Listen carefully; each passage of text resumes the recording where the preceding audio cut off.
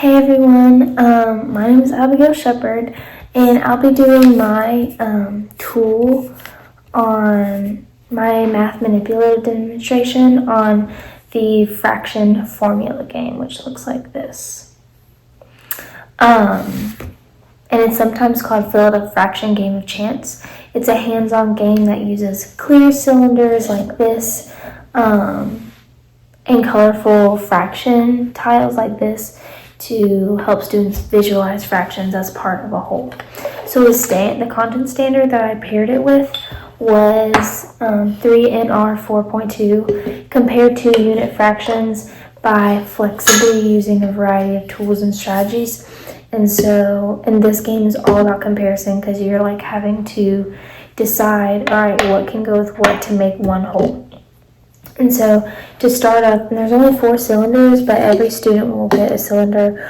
Only 4 people can play at a time, or if you do it by groups, that's another way that you can accommodate if you're doing this for a whole class, if you have 4 tables. And they can discuss as a group what they want to do and stuff like that. To have a little bit of competition, that would be fun. But the goal of the game is to get as close to 1 as you can without going over.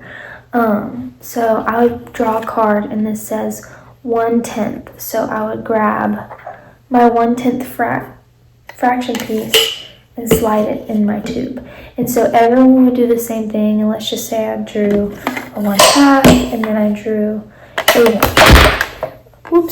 I drew a 1/6. But let's just say my last one, I drew a 1/3. I would lose because I went over 1. But if I had a feeling I was going to draw a fraction greater, I could say hold.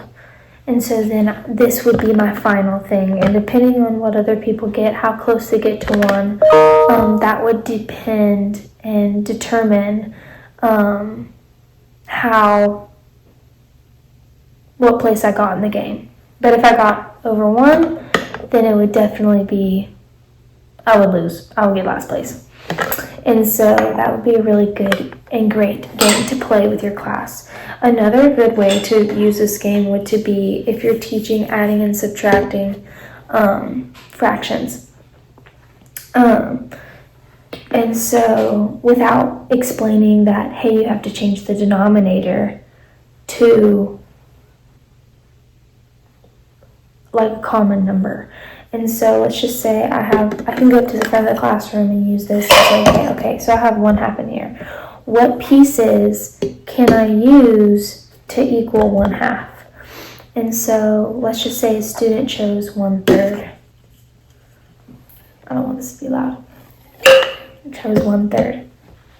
You could ask the class, okay, what piece can I put in here, like 1/8? Is that going to be equal to 1/2? No, it's going to be less than. If I put another 1/3, is that going to be equal to 1/2? No, I think it's a little too much. Is 1/10? No, see, that's going to be a little too small. And so if they finally get, okay, 1/6 sounds pretty good.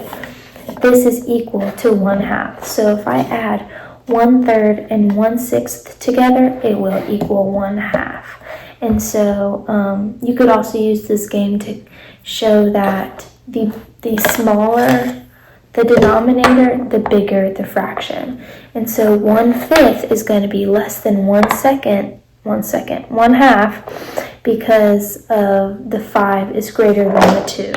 And so that's also a really good way to use this tool. Would I do it in my class?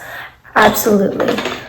Dr. Conway recommended this game, and I think that I would play this. It kind of reminds me of the game Sorry. I don't know why, but it just does. I would play this out of school just because I'm really competitive. But I think it's a great visual representation of